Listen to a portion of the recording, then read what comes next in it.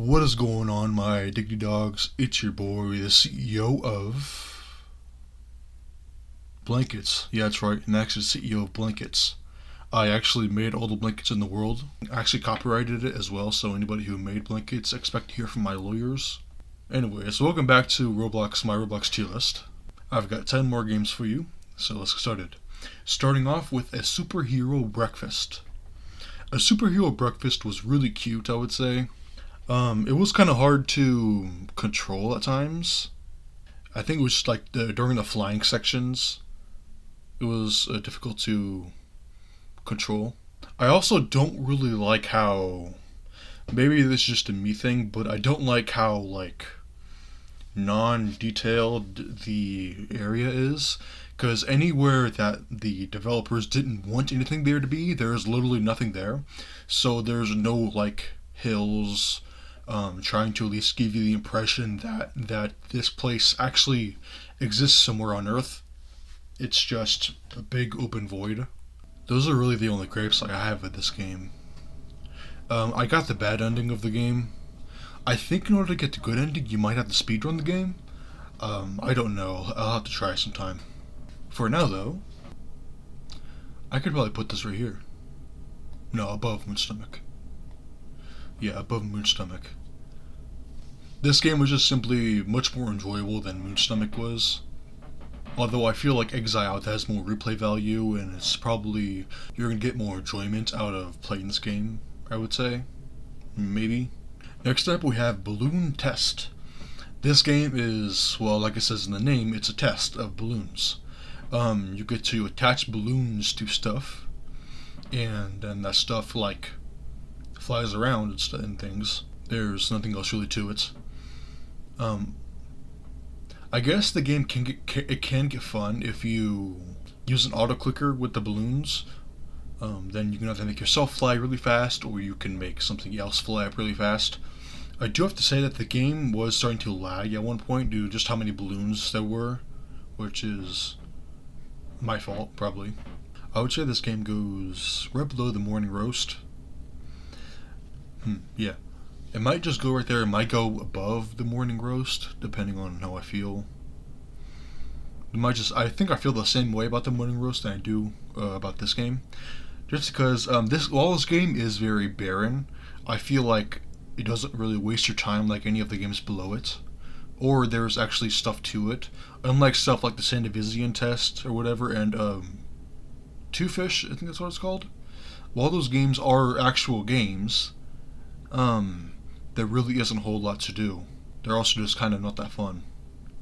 But meanwhile, actually, now that I put it like that, this game might actually just go down here. Because the games above it, I think they also have just more to them.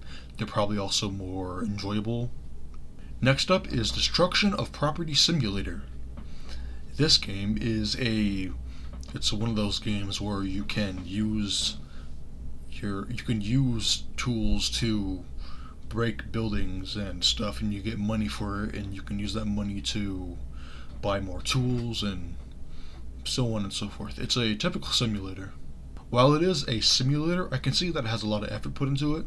The game is also just genuinely fun. I've come back to play it after I recorded the video, and it was still just as fun as when I first played it. I feel like it only gets more fun when you upgrade your weapons and deal even bigger, get even bigger explosion radiuses, or they just deal more damage overall. I do like the physics of the game. On that one canyon map, there's only 2 maps as far as I can see. On the canyon map, you can make the bridge fall down, which is pretty interesting. It's pretty fun to be able to do that. I would say this game goes right below T. Rose Library. Next up is Experience Gravity. Experience Gravity is kind of like a test of some sorts. There isn't too much to do. You can fall down. You can fall down and experience gravity by just jumping off of the little platform that you spawn on, or you can use the sign that is also there to slingshot yourself up into outer space, and then you can like click on the different stars in order to go towards them. And at the very top of the map, the actual sun is there, and if you click on that one, it sucks you up into it. This game kind of seems like one of those like time wasting type games. Maybe it might be kind of like a demo or a test of the gravity system. I am unsure. I could put it right above Balloon Test, just because I like space more, so I just like this game more than I like Balloon Test. It's still not better than, I think this is Abandoned City. Next up is Inspiration. Inspiration was a very weird game to me. I feel like I wasn't supposed to come across this game, because it doesn't look like it's supposed to even be a game. It's a little box with a bunch of pictures up on the walls. What I think this game is supposed to be is some sort of, like, maybe the developer of the game would go into this game in order to get inspiration for whatever they're doing, which is probably why it's called Inspiration. This game is merely okay. I might put it at the very bottom of Take It or Leave It. It's bordering on not good, due to just how little there is. I was kind of expecting something more from it, but it's not like wasting your time like it is with or Beyond or something like that. Next up is Janitor 2.0. Janitor, I'm just gonna call it Janitor, is a story game where you're this janitor, and well, there's a bunch of different stuff to do in this restaurant that you're in. You could leave work early, you could do your job and then leave work. You can like flush the toilet a bunch of times. You can feed cheese to this mouse on the walls. You can go to another dimension or something. I don't really understand that part. I got all of the achievements, but at the very end of the game, I'd say at the end with quotation marks, when you go into that other reality by collecting 2 different keys and then unlocking this door, you get to answer a like phone that's on a desk or like on a table. And when you answer it, it says you're not ready, even though I had all the achievements. So I'm not sure how exactly I'm supposed to be ready. I'm not sure if there even is anything else to this game. Maybe there is, maybe there isn't. But just going off of what I was able to see, this game is not repetitive like Beyond the Shelf or like any of these other games. I might put it above Happy Planets. It's like get a drink at 3 a.m. Or is it 4 a.m.? It's like that type of game. So it's like very, I think it's easy to get all the endings unlike these other games below it. But I feel like it just barely does not go into Certified Hood Classic.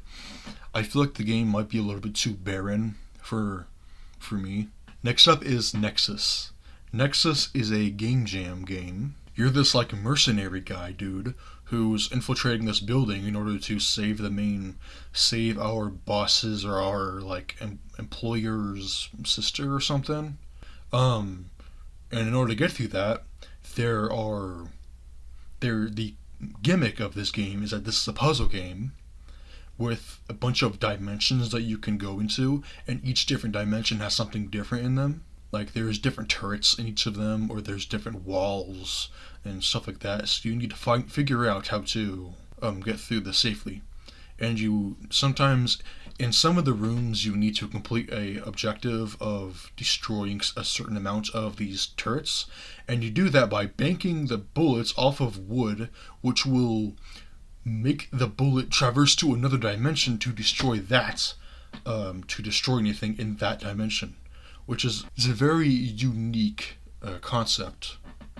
Unfortunately, this game kind of leaves off on a cliffhanger, because once you get to the room where our employer's sister is at, you realize that she's not there, so we need to keep going further. But then the game just ends. Maybe that's just because it is a game jam game, but that was super disappointing. I'm not gonna knock credit for it though, because well, it is a game jam game. It's not going to be finished. At least I don't think it is. I would say this goes right below a Superhero Breakfast. Next up is Noob Whacker 3000. This is a joke of a game where there's this noob who is hanging from a rope and then there's this double-handed spinner, which is constantly slapping it, and whenever the hand slaps the noob makes an oof sound. Like I said, it's kind of a joke. You can also get slapped by the hands as well, which will send you flying. But since there really isn't a whole lot to this game, I might just put it right here. Because at least with Garage, it was at least pretty to look at. This game is not pretty. It's enjoyable for like 1 minute. No, it's enjoyable for like 10 seconds, and then there's nothing. For Garage, it's at least enjoyable for a minute before you get bored of it. Next up is Risky Ropes. Risky Ropes is a game like Verlet Swing, if you know what that game is. It's that one like Vaporwave Spider-Man type game. This game is very similar to that, where there's a bunch of different levels that you can go across, and you have to grapple onto the objects, and you have to get to the end as fast as possible. But there are a bunch of different levels that you can choose from, some being more difficult than others. This game is pretty fun. Being able to go around really fast and swinging around like you're playing Speedrun 4, I find that to be really fun. So I might put it... Screw it, I'll put it right here. Because, yeah, just like all the games around it, this game is actually fun. Like, this is a game I would want to go back to. I haven't yet, but I definitely would. Alright, last game we got here is Shell Shock. Shell Shock is a simulation, not a simulator, a simulation, of what the soldiers were having to deal with in World War II, I'm pretty sure. I'm pretty sure it's when it takes place is World War II, because it's the United States against the Germans. You can choose either side. The game kind of tries to fill itself up with as many people as possible, and then for all of the missing people, a robot is put in its place. It's kind of like scary, I would say. I think it really gets across the shell shock vibe. There's like constant barraging of mortars. You're constantly being shot at by the enemy team. If you're feeling daring, you can cross the no man's land into the other teams. You can go into your opponent's trenches and you can melee them. The game really is like... I kind of like the atmosphere of the game. You can see all the people, like all the NPCs around you sort of like chilling out or like doing their own thing before the fight actually happens. And so some of them are just like sitting next to the wall. Some people are like freaking out. It kind of just puts you into what it would be like to be in that area. It really puts you into the environment of being in the trenches in World War II. I don't think I would ever come back to this game. I feel like this is sort of a one and done type of experience.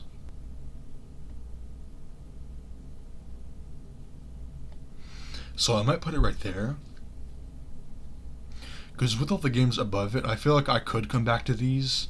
And all the games below it, I feel like I wouldn't really. Not to mention with The Mind. The Mind tries to tell a story.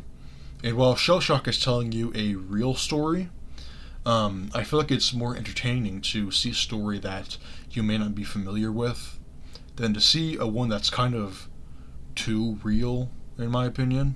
Well, that was it for this episode. Stick around because there's going to be more to come. I hope you enjoyed, and I'll see you later. Bye.